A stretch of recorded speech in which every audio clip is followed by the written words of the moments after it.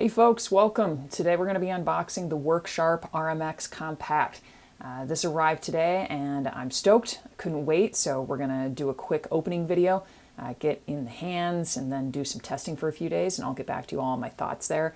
I haven't seen anything on the compact version online as far as videos go, so for those of you who wanted to see it spun around in a human hand beyond the WorkSharp demo videos and promotions, I figured I'd try to get this up so you all can see. But let's get into it. This is the gray version, by the way. Looks like sticker over here, so I'm going to peel that bad boy off.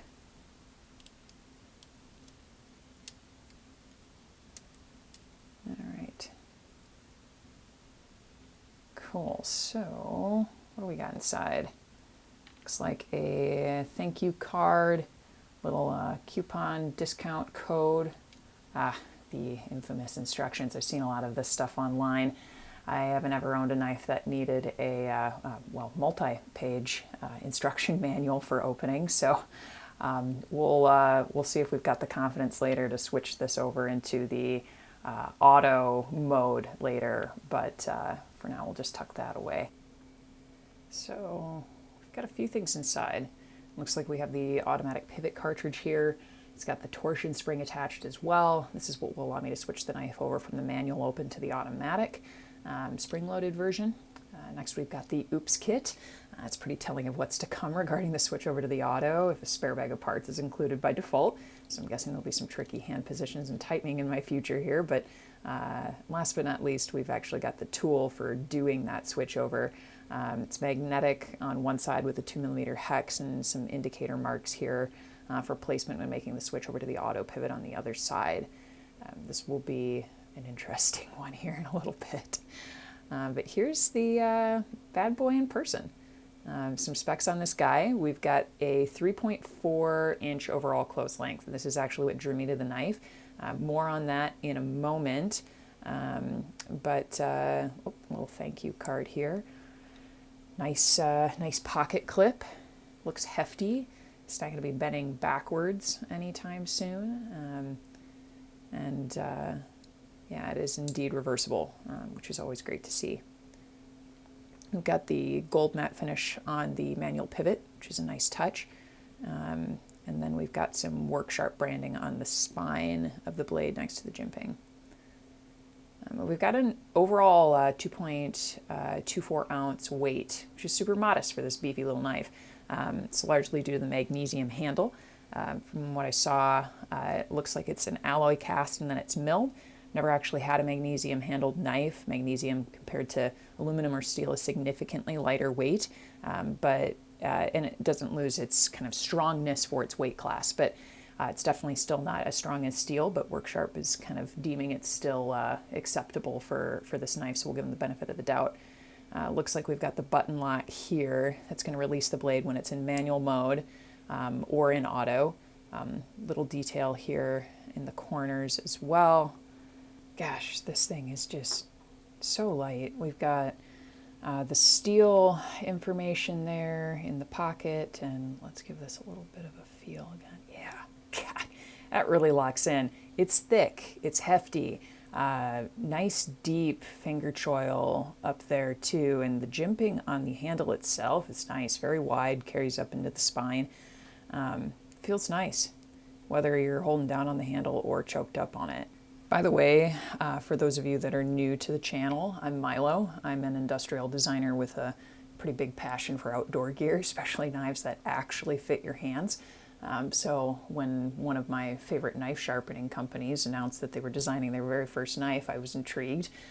And then when I heard that it was going to be optionally automatic, I was very intrigued. And then when I found out that they were making a version that would actually fit my hands, I was totally sold. So if you're new to the channel, welcome. This channel is all about human-centered design with a special focus on knives built to actually, fit real human hands.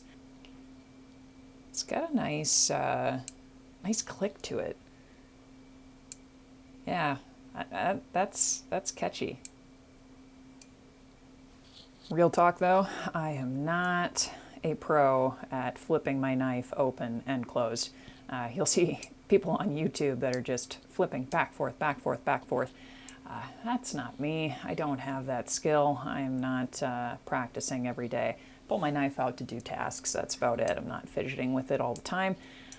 But this is a humbling moment, and it seems like I need to improve, especially with a button lock. All right, I will vow to become better at this off screen. Maybe we'll save the rest of this practice for later, so I especially don't flip it all the way off the screen. Nice click to it, though. I think we gotta pull out the Baby Banter and do a little comparison. Baby Banter's been in my pocket every day for almost a year, and I didn't actually intend for that to happen. I thought it was going to be this kind of cheap throwaway knife that I used when I didn't want to feel something super heavy in my pocket. And when I saw online, I saw a video of the founder of NAFS comparing actually the two knives together, the compact version here to his Baby Banter. And I get it. The overall length on the RMX compact is 5.8 inches. The Baby Banter is 5.5. We'll just call it 5.5. And weight on both of these are in the 2 ounce range. So they feel very similar. The Work Sharp's weight is 0.24 of an ounce heavier. But it's a little bit of a heftier knife. It's amazing that they can achieve that in that small amount of weight difference. The pocket clips are that deep carry, kind of same orientation, thumb stud on the Baby Banter, and a little bit of a different blade shape on the Baby Banter as well. Thickness, too, is different. The compact RMX is definitely thicker.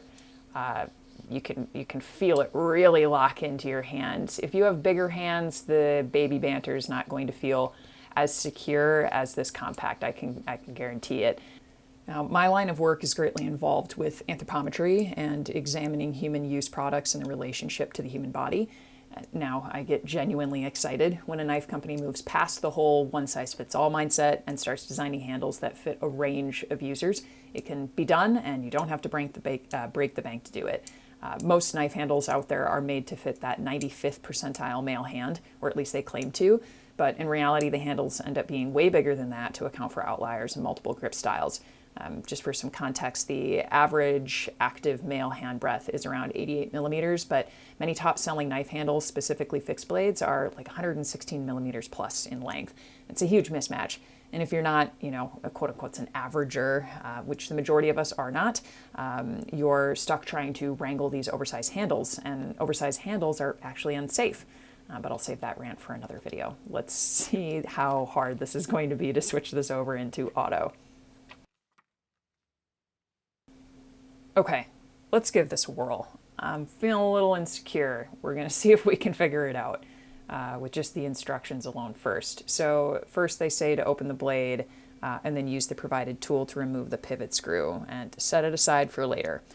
They also specify that you do not need to remove the back pivot or blade. So we'll take this off first. This knife is honest. Everything can be accessed from the outside. There's not a bunch of layers like typical knives. You open one up and there's 50,000 pieces inside and everything flies all over the place. This is relatively straightforward and simple. So I'm hoping that the switchover process is going to be reflective of that.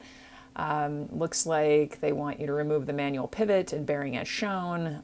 These can then be put away and are not needed for the auto function. No problem. Tip, push on the pivot screw once loose to help unseat and remove the pivot and bearing. Okay, we're set all there. Next step, keep the blade open in the lock position to secure the lock button. And blade, front bearing not required when installing the auto pivot. Bearing is only required for the manual pivot. And then it has some instructions on how to align the tool. Oh, got the spring fell out. Gonna get that reseated. I think it's pretty brave that they, are saying, okay, these users, we know. We're gonna have them switch this over. We believe in our users, their ability to make this swap. We know it's going to be bumpy. We're going to provide you an oops kit with backup parts, but we believe in you. And I think that's cool. There's like a vote of confidence coming from Worksharp towards the consumer or their users. I love that vote of confidence. Okay, we've got it in. You have to do some kind of particular seating here. There's notches on the inside that you need to align with. There's also like the 1 and 2 markers to align the slots as well. And then you have to kind of crank this to get the spring aspect going. So we're gonna see if we can get this. Man, that's kind of tough.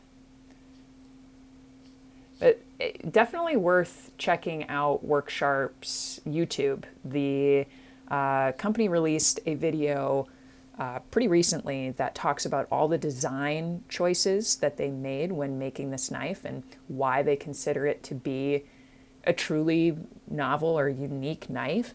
Okay, that didn't work. I might need to actually, speaking of videos, I think we're going to call in some reinforcement here. We're going to pull up a YouTube video. 2 seconds, hold please. Okay, I ended up pulling up a video from Big Red EDC to help me through this, which went a lot smoother. I was able to line things up appropriately. I was clearly not doing things well before, but we do have success. I think the biggest thing here is having a visual aid, which is fantastic. I even watched the Worksharp assembly or like switchover video, and I didn't have as much success as I did watching this particular video from Big Red EDC. So call out to that creator, much appreciated. And then I was able to kind of fine tune the auto mechanism here after doing some tightening and readjusting, and we got it all perfect. I've never owned an automatic knife before. I've always been scared that it would accidentally go off in my pocket. And I think there are some knife designs that aren't really built with safety in mind. This one, on the other hand, I'm feeling good about it. I'm just going to use this piece of paper here real quick to kind of show you. It can be flush, like it can be depressed flush with the like housing and still not trigger the automatic feature. You actually have to like push down further beyond the housing in order to trigger it, or have the actuation occur. So thinking about that, if this is resting in your pocket, or if you are leaning up against a counter or something hard that could actually like push the button, it would have to be small and so exactly on top of that button in order to get that to occur that the odds of it occurring are slim. Not to mention the way in which you carry the knife points the button inwards towards your body. So you're not going to have a tiny little spot on your body that's going to accidentally push the button within your pocket and cause the actuation to occur. So pretty cool. Maybe all auto knives are like that. Comment down below. Again, I've never used an auto, so you tell me. Leave me a comment down below and let me know. I'm super stoked to continue to test this though. Thanks for watching, everyone. I'm gonna go take this out into the field. As always, I'm Milotash. Thanks for watching.